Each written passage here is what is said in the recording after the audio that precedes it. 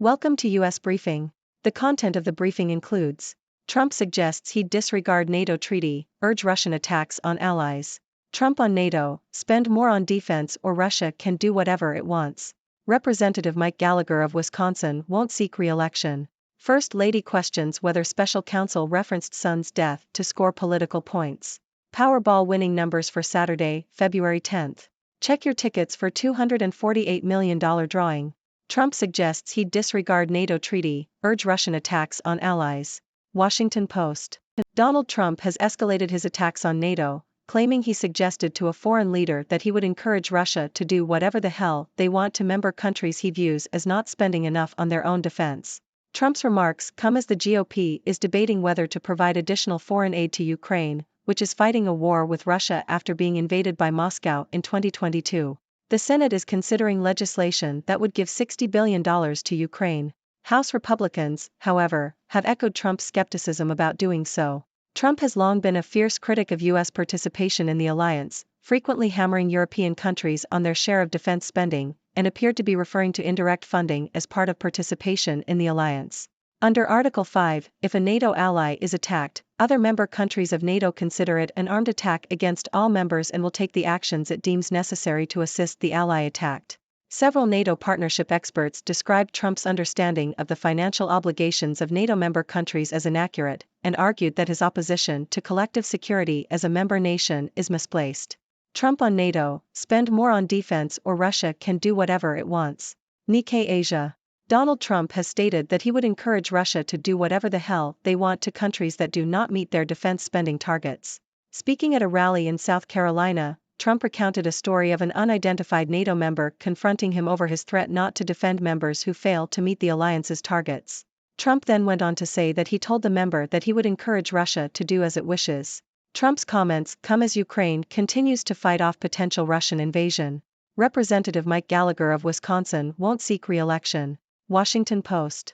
Wisconsin Republican Representative Mike Gallagher, who served as chairman of a select committee dedicated to combating the influence of the Chinese Communist Party and was a key holdout in the recent failed effort to impeach Homeland Security Secretary Alejandro Mayorkas, said Saturday that he would not seek another term in Congress. First Lady questions whether special counsel referenced son's death to score political points. Associated Press. First Lady Jill Biden has defended her husband in an email to campaign donors, responding to concerns about President Joe Biden's age and memory. Biden's team has been working to alleviate Democratic fears over the alarms raised by a special counsel about the president's age and memory, after he suggested Biden could not remember his son's death. The special counsel found that Biden would not be charged with any criminal activity for possessing classified documents after he left office. Powerball winning numbers for Saturday, February 10th. Check your tickets for $248 million drawing. Yahoo! The Powerball jackpot was estimated at $248 million for Saturday night's drawing, while the Mega Millions jackpot stood at $425 million. The winning Powerball numbers were 27, 28, 34, 37, 44 and Powerball 8, with Powerplay at 2x. Powerball drawings are held 3 times a week, Monday, Wednesday and Saturday at 10:59 p.m. The odds of winning the jackpot are 292, 201, 338 to 1, while the odds to match all 5 white balls are 11, 688, 053 to 1. The major lotteries in the U.S. offer 2 jackpot payout options, annuity and cash. The annuity option is paid out over time, with an immediate payment and then 29 annual payments after that, increasing by 5% each year. The cash option is paid in a lump sum. Who is running for McMorris-Rodgers' open seat, and who won't say? Yahoo! The floodgates have been thrown open following Representative Cathy McMorris-Rodgers' surprise announcement that she will not run for re-election this year, with rampant speculation about who might enter the race from the Republican side and whether any Democrat could flip a seat that has eluded the party for 3 decades. 3 Democrats entered the race months ago, including Bernadine Bank, Carmela Conroy and Anne-Marie Dan Imus. A spokesman for the National Republican Congressional Committee, the House GOP's campaign arm, said the committee considers the 5th District a safe Republican seat. Representative Cathy McMorris-Rodgers has faithfully served Washington families and the American people in Congress since 2005, and we thank her for her years of dedicated service and leadership, NRCC spokesman Ben Peterson said. Republicans look forward to keeping this seat red and electing a GOP representative who will continue fighting for Eastern Washington's priorities. Caps put it all together to blank the Bruins and end a 6-game slide. Washington Post. The Washington Capitals finally ended their 6-game losing streak with a 3-0 win over the Boston Bruins on February 12. Republican China Committee Chairman Gallagher retiring from U.S. Congress. South China Morning Post. U.S. Congressman Mike Gallagher, who chairs the House Select Committee on Competition with China, has announced that he will not run for re-election. Gallagher, one of only 4 House Republicans to vote against impeaching President Joe Biden's top border official, cited the belief that electoral politics should not be a lifelong career as his reason for stepping down. Gallagher has been praised for his work on the committee, which aims to investigate U.S. relations with China and develop strategies to improve the country's ability to compete with China. Ladies and gentlemen, it's your favorite observer from the 6 dimensions here, Dr. Six. Today, we have quite a mix of news stories to discuss, so let's jump right in. First up, we have Donald Trump making headlines once again.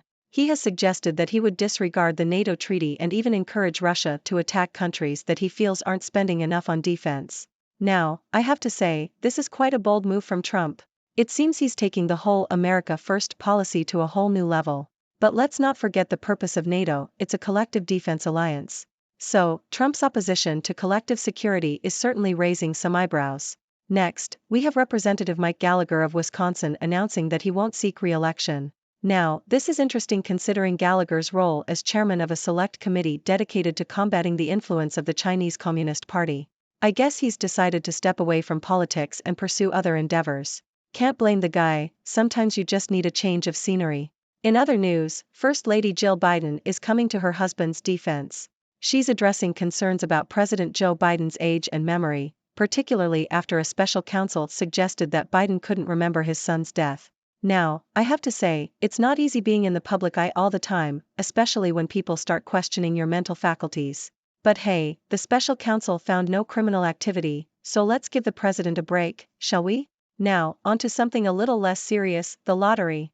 The Powerball jackpot was estimated at a whopping $248 million, while the Mega Millions jackpot stood at $425 million. I don't know about you, but those numbers are making me dream of a life of luxury. Just imagine all the things you could do with that kind of money. But hey, remember, the odds of winning are pretty slim, so don't get your hopes up too high. Moving on, we have news from Washington Capitals fans. They finally ended their 6-game losing streak with a 3-0 win over the Boston Bruins. It's always a relief when your team starts winning again, isn't it? Let's hope this victory gives them the momentum they need to turn their season around. Last but not least, we have U.S. Congressman Mike Gallagher announcing that he won't run for re-election. Gallagher has been praised for his work on the House Select Committee on Competition with China, but it seems he wants to explore other opportunities. Can't fault a guy for wanting to try something new, right? Well, that wraps up our news for today. Remember, folks, stay informed, stay curious, and stay six.